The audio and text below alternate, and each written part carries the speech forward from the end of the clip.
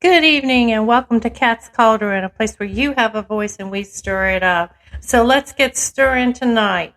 Welcome to Manic Monday. Remember, we said we were going to talk about the rising gas prices and food prices. So here you go. Just like you asked for, you're gonna get it. Here we go. So currently, gas prices were averaging $4.13. That was for regular. Mid grade was $4.52. Yesterday's average was $4.18, and mid was $4.55. A week ago, it was $4.34 for regular, and for mid price, it was $4.65. And a month ago, it was $3.47 for regular and $3.81 for mid prices. So as you can see, they continue to climb. A year ago, it was $1.89 for regular and $1.99 to $2.02 for mid grade. Excuse me. So with that being said, and I got this from CBS News. So as I was going through, and they really kind of broke it down for us. Americans are still getting some relief on prices at the pump, even as oil climbs back up above $100 a barrel. Fuel costs surged to a record high last week as the Ukraine war heightened concerns that the conflict might disrupt supplies of oil from Russia, which accounts for about 12% of global market for crude oil. Gasoline prices averaged $4.27 per gallon on Friday, down from a peak of $4.33 on March 11th, according to AAA. That price last week shattered the previous high of $4.10 in 2008. So if you remember, in 2008, we also had a gas problem, and all the prices were surging. Also, some of these might be before your time. But when President Carter was in office, we not only had problems at the pump, but there was problems getting to the pump. There were gas lines for miles, and you were only rationed gas. You could only get so much gas. So those were some really tough times. But of course, we didn't see the $4.10, $4.27, $4.55. Per gallon price. Gas prices are directly linked to global supply. Now, this is per CBS News, so don't shoot the messenger. I'm just sharing what CBS News had reported on. After sinking below $100 a barrel earlier this week, both the international and U.S. crude benchmarks rose to 107.49 and 104.55, respectively, according to Bloomberg. But that is down from more than $130 a barrel from last week, amid hopes that recent talks between Russia and Ukrainian leaders would lead to a ceasefire. Gas prices have climbed steadily for nearly 2 years, driven by several factors. Most important, demand for fuel among drivers and businesses rebound quickly after COVID-19 erupted. A year into the crisis, the average price stood at $2.82, up 45% from its pandemic low. By December of 2021, gas had jumped to $3.40 amid a broader burst of inflation that also pushed up costs of food, rent, clothes, and many other goods. See, a lot of people don't seem to understand that when we have higher prices at the pump, we're going to have higher prices in the grocery store. Because why? It's the cost that incurs during supply shipments, such as truckers, trains, boats. They use crude oil. Yeah.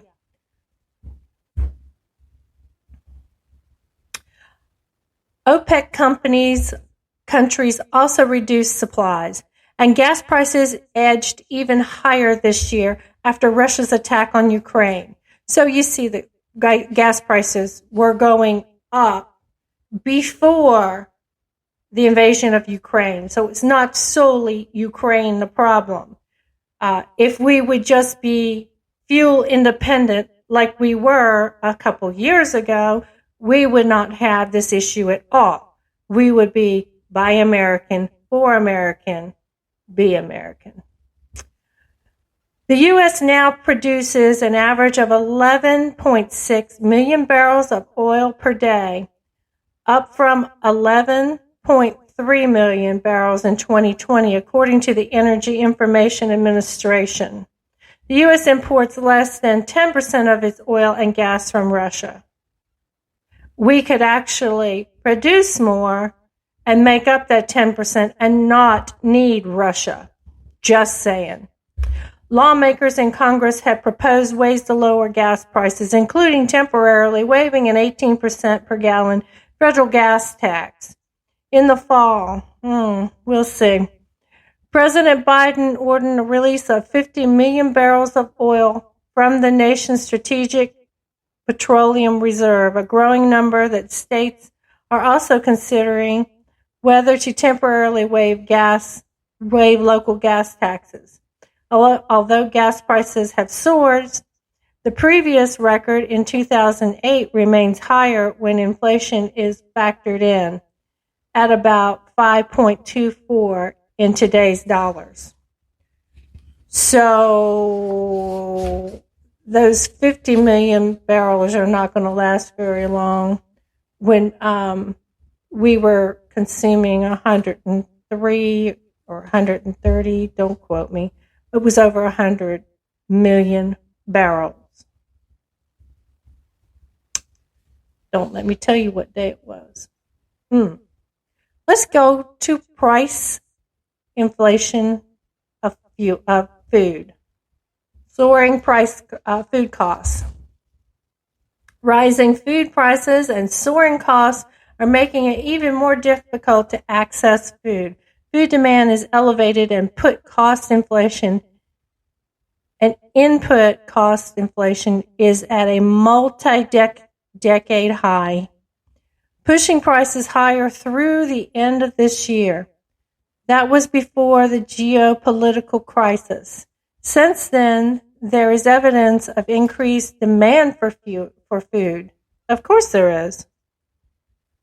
Food prices ticked up 1.6% compared with December and 12.3% compared with 12 months ago. Consumers, on the other hand, saw food prices tick up 0.9% in January compared with a month earlier, 7% compared with the year-end period. Food prices are expected to continue to increase with at-home food costs.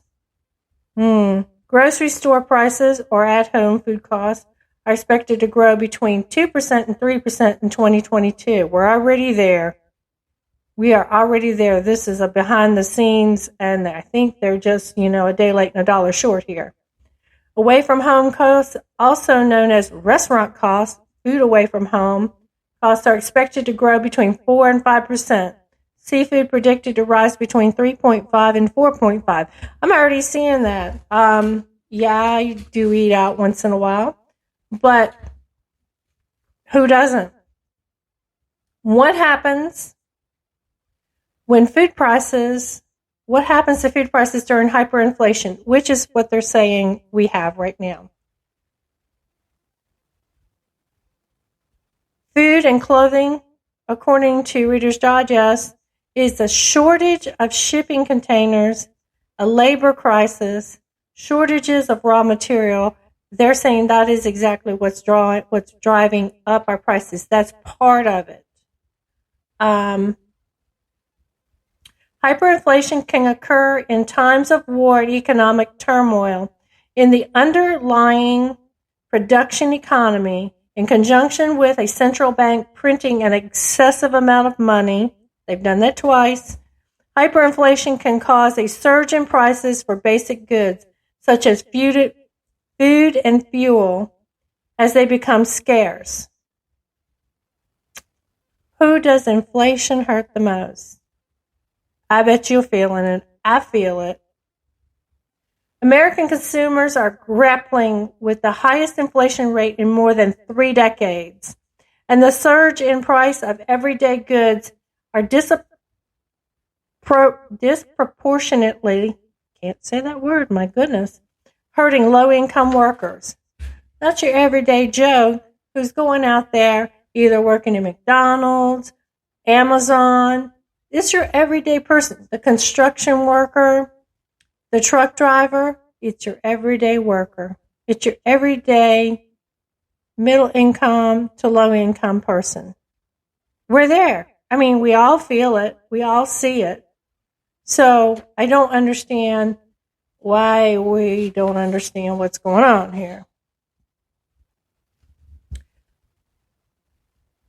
Let's see. Where is the surging inflation hurting the most?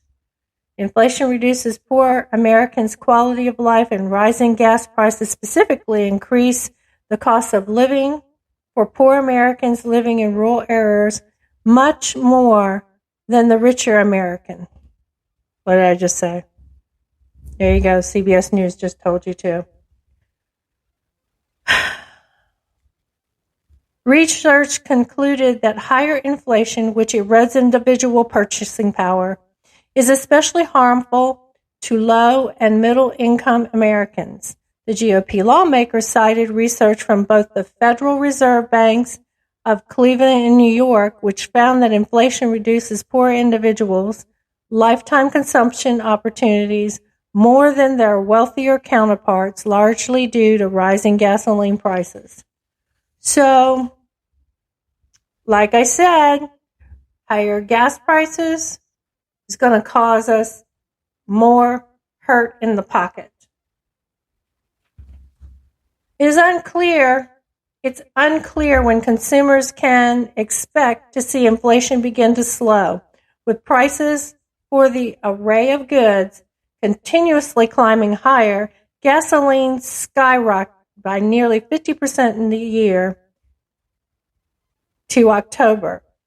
Meat was up 14.5% and rent increased 3.5%. I don't know where they expect us to pay some of this stuff. I just don't. If you don't have it, you can't spend it. Unsurprisingly, lower income households spend a larger portion of their incomes on items in all 3 of these categories.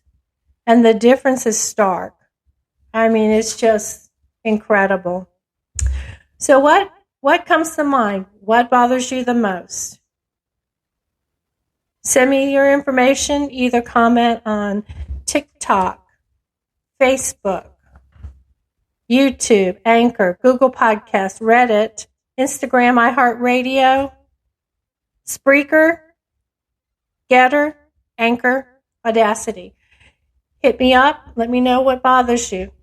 And you know I'll cover it because I got the stones to do it.